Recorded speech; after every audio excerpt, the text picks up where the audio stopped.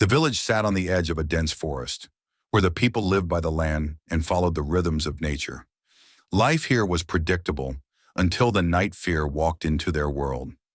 Daniel had lived in the village all his life, a farmer like his father before him. He was a man of habit, up at dawn, working the fields, returning home to his wife, Claire, and their son Ben. But that night, the air carried something different. It started with the distant, uneasy howls of the village dogs, their cries cutting through the darkness. Then came the sound of rustling near the well, something heavy moving through the dust.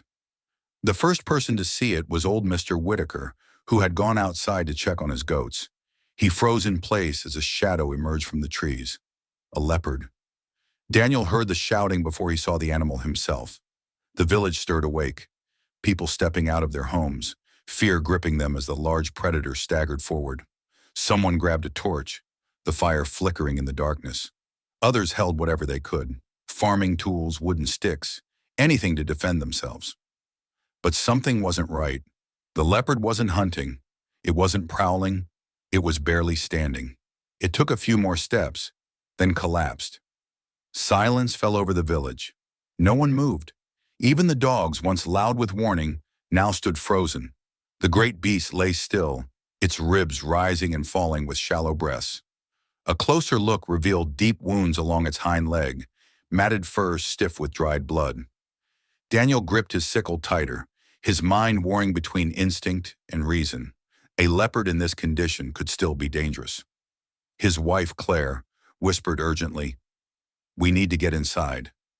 Mr. Whitaker, the oldest in the village, finally spoke. "A wounded animal is still an animal. We can't let it recover here. It's too risky." Some murmured in agreement.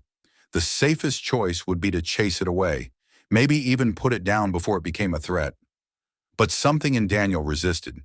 He had seen leopards before, strong, powerful, feared by everyone, but never like this. Never weak, never vulnerable. The hours dragged on. No one slept.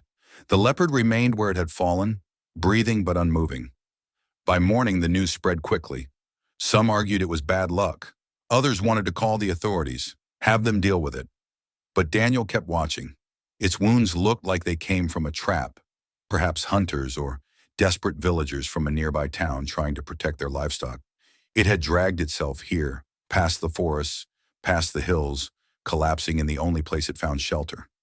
Then something unexpected happened. Ben, Daniel's 8-year-old son, walked carefully toward the leopard, holding a small bowl of water. He placed it on the ground, far enough to be safe but close enough for the animal to see, and then he backed away. Everyone watched in silence. The leopard lifted its head. It was too weak to move, but its golden eyes met Daniel's for the first time.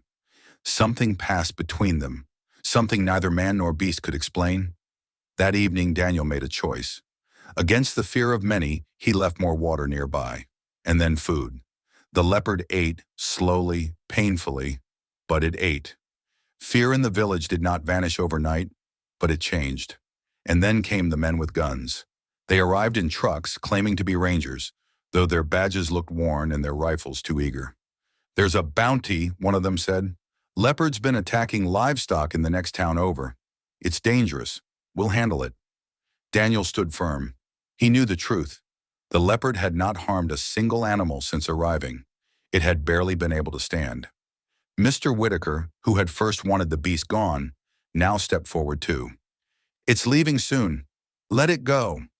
The leader of the hunters sneered. "You think an animal like this can change? Sooner or later, it'll do what it was born to do." A long silence stretched between them. And then, as if understanding its fate, the leopard did something no one expected. It pushed itself up, trembling but determined, and began to walk, slowly, painfully, toward the forest. It did not look back.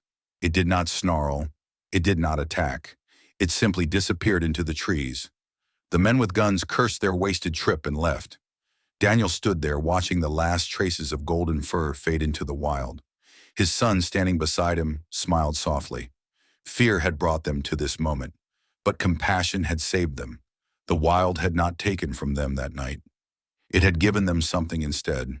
a story that no one in the village would ever forget.